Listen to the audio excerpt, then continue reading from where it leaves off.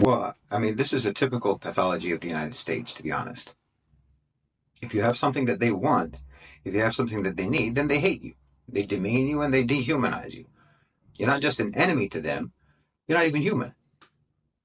They need you to not be human so that they can morally justify to themselves all of the cruelty and the brutality that they will employ against you to exploit you, to use you, and to pillage whatever you have that they want. Because they want to be able to enslave and abuse you in good conscience.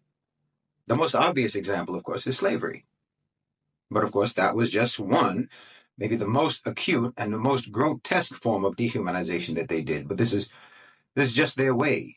You know, from the enslaved Africans, they wanted their labor, and they wanted the wealth that was produced by their labor. Now, other nations had slaves. The Muslims had slaves too, but no one else in history, no one else in the world assigned slaves subhuman status. As I've talked about before, slaves in the Muslim world could rise to an even higher socioeconomic status than their masters. In the Muslim world, the slave and the owner were brothers, but in America, the slave was considered a beast of burden, and the owner of the slave was a sadistic beast master. Now, they needed it to be this way. They needed it to be this way because fundamentally, they do not know how or do not believe in peaceful, equitable transactions. They don't believe in mutual benefit. Mutual benefit to them represents some kind of loss for them. They don't believe in harmonious relations, fair transactions, fair exchange, and all of that. They believe in conquest. America was built on stolen land and sustained by stolen labor. And it has a long-standing habit, a tradition of dehumanizing those who possess what it desires. So for the African slaves, they were dehumanized for their labor, for the sweat and tears that built the foundation of a nation claiming freedom for all.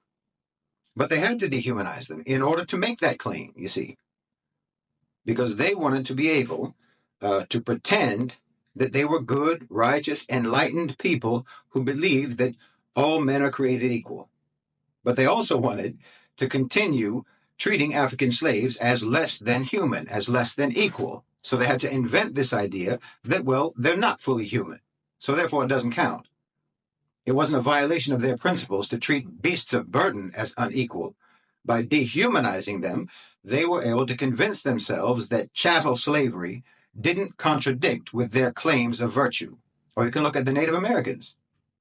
The indigenous inhabitants of that land for centuries were dehumanized for the richness beneath their feet, for the land. They were pushed to the margins. Their cultures were erased. The lands that they held sacred were violated, all for America's insatiable, ruthless hunger for more, for expansion, for dominance. They don't understand the idea of coexistence, of peace and harmony. They believe in the philosophy of the last man standing. That's their approach to the world. First within what's now the territorial United States, and then the entire Western Hemisphere, and then to the whole planet. This is what they applied.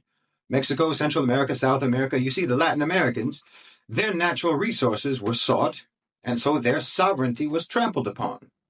America's pursuit of what it desires has always been characterized by exploitation, domination, and subjugation. For all their talk about capitalism and the market, you know, free exchange and so on, for all their talk about this, it's not what they practice, and it's not what they fundamentally believe. For them, capitalism means we make the money, we make the profit, we benefit. Everything is ours and nothing is yours. Well, that's not capitalism. It's barbarism. It's piracy. You can't go into a business deal or a negotiation with that mentality. That's the mentality that you have when you commit a bank robbery, not a business agreement. But you see, they can't admit to themselves that they're actually just glorified pirates, glorified mafiosos, marauders, because they have a need to believe about themselves that they're good, enlightened, civilized people. So the only way that they can reconcile their barbaric instincts with their need to believe in their own goodness is by dehumanizing everyone else, dehumanizing everyone who has what they want. And they want everything. The United States is the only country in the world who literally and seriously believes that control over the entire planet is vital to their national interests. Imagine. And we've gotten used to American dominance. We think the world actually has to operate like this. We imagine that there's no other way for international relations to be carried out except by means of hegemonic power. But of course, that's not correct. Just because one country or even a few countries have more power than others, that does not necessarily mean or automatically mean that everyone else just has to kowtow to them and be exploited and be pushed around and do as they're told. It doesn't have to be like that. That's a Western model, and it originates from the Western psyche, which developed through their own peculiar history and their own peculiar culture. Not everyone's like that. In fact, most people aren't like that. Are you like that? Of course not. It's abnormal. The truth is that even most average Westerners, most average Americans are not like that. And I think it's even less and less prevalent now among the common people in the United States, precisely because their own government, their own elites are now dehumanizing even them, subjugating even them, treating their own citizens as a subcategory of the human race who deserve to be exploited and disposed of after use. That's how the West and how America is treating its own people now, not just the global South. And yes, it's abnormal, it's pathological, it's sick. And most people, even most states around the world, are not like that. There's something wrong with you. I mean, China's not like that. China, by most metrics, is the largest economy in the world. It's a global superpower, not a regional one. It's a global superpower. But it's not trying to dominate and subjugate the planet. The Chinese approach to international relations is compatible with the historic Muslim approach to international relations. This is why we get along. This approach is one of harmony, mutual benefit, bilateral and multilateral cooperation. They don't feel that they're losing money if both of you make money.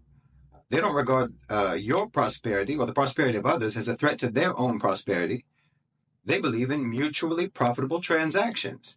You know, for the Chinese, if you have something that they want, if you have something that they need, well, that makes you important to them. It makes you someone that they want to get along with. It doesn't make you an enemy. It doesn't make you, or it doesn't make them want to invade and colonize you. And understand this isn't necessarily based on any particular morality or moral principles. It's just simple practicality. It's good business. If you wage war on a country, then only some segments of your economy will benefit from that. You know, weapons companies, reconstruction-related industries, and so on. But there are huge segments of your economy which will suffer because of war. To the average Chinese business person, when they see casualty figures from, say, the war in Iraq or wherever else, they see from those casualty figures, well, that's just that many more people who will not be customers that we could have sold to because they're dead. That doesn't make practical sense. That's not good business sense. Forget about the moral right and wrong of it. Just from a practical business perspective, casualties of war don't go shopping. I mean, until recently, the U.S. economy was war-driven. It was the military-industrial complex. That was the driver of the American economy. But manufacturing as a percentage of the U.S. economy has declined considerably since Eisenhower first talked about the military-industrial complex. Things have changed a lot. I think it's reduced from around 32% to less than 10%.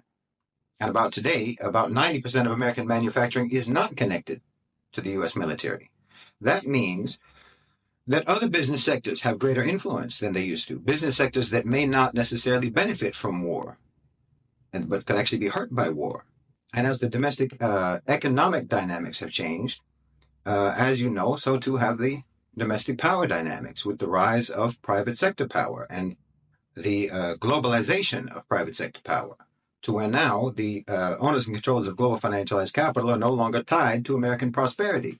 In other words, the old American model of domination and subjugation is not as appealing as it used to be, because the OCGFC have more diverse interests around the world. And I think that they, being profit-driven and being practical, are going to be inclining more and more towards the Chinese approach to international affairs, the Muslim approach to international affairs, the BRICS approach to international affairs. And I think that's what's happening. Because yes, there will always be a segment of, say, Larry Fink's portfolio of BlackRock clients who can profiteer in the wake of war. But at this point, I think that there's a far greater proportion of clients in his portfolio who won't benefit from war and who would be harmed, whose interests would be harmed by war. And that means the death of Washington neocons.